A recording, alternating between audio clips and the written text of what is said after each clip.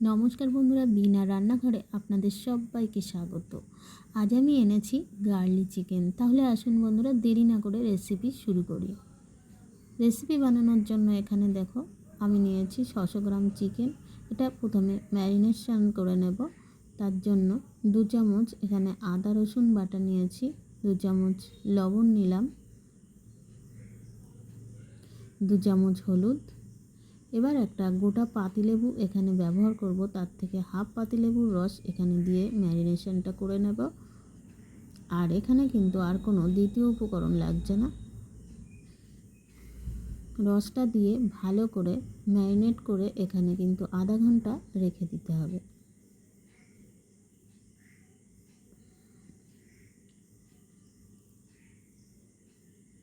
Marinate করাটা হয়ে গেছে, আমি আধা ঘন্টা রেখে দেব।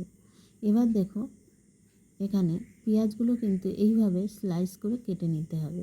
আর এখানে কি নিয়েছি দেখো, এখানে নিয়েছি রসুন, এখানে কয়েক কোয়া রসুন নিয়েছি, কারি পাতা নিয়েছি, আর এদিকে নিয়েছি ধনে পাতা। এবার চলো একটা মশলা বানাই। এবার এখানে নিয়েছি গোলমরিচ 1 চামচ, ধনে 1 চামচ, আর এখানে লঙ্কা গুঁড়ো 2 চামচ, আর এখানে লাল লঙ্কা ব্যবহার করব 1 চামচ। এখানে কিন্তু কোনো কাঁচা লঙ্কা ব্যবহার করছি না।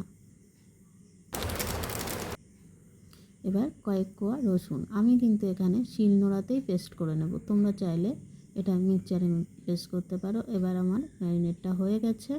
এবার এই যে শিলনোড়াতে পেস্টটা করে আনছি, দেখো এই যে পেস্টটা হয়ে গেছে। এবার গ্যাসের ওভেনে সোজা চলে যাব। কড়াইটা বসিয়ে কিছুটা তেল দিয়ে প্রথমে আমি পেঁয়াজগুলো একটু বাদামি কালার করে ভেজে নেব।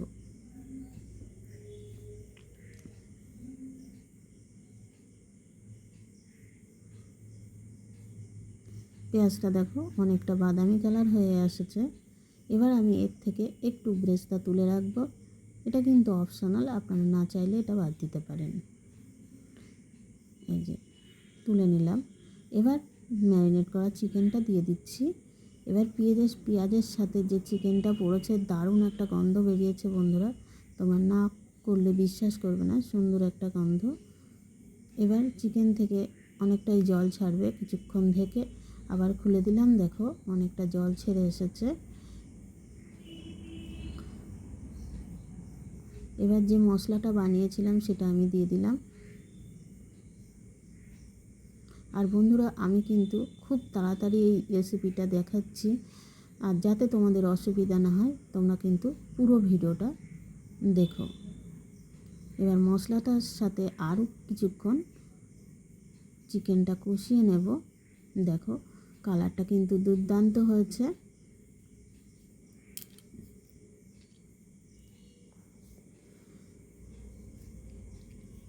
এখানে কিন্তু খুব একটা জল দেব না, সামান্য একটু গরম জল দেব।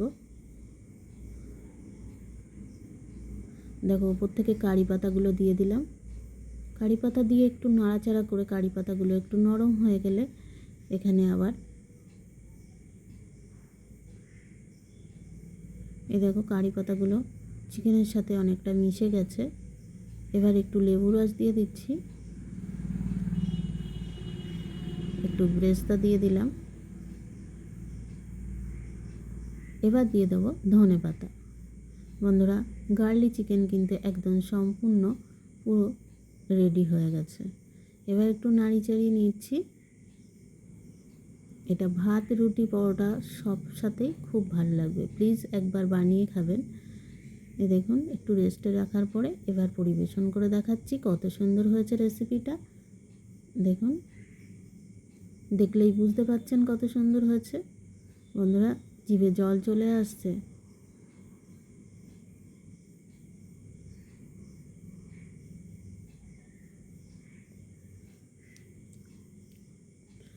প্লিজ বন্ধুরা, যদি রেসিপিটা একটুও ভালো লেগে থাকে তাহলে প্লিজ আমার চ্যানেলটাকে সাবস্ক্রাইব করে পাশে থাকবে, আর লাইক, কমেন্ট আর প্রচুর শেয়ার করবে। তোমরা খুব ভালো থাকবে, সুস্থ থাকবে। আবার দেখা হবে বিনা রান্নাঘরে অন্য কোনো ভিডিওতে। ধন্যবাদ।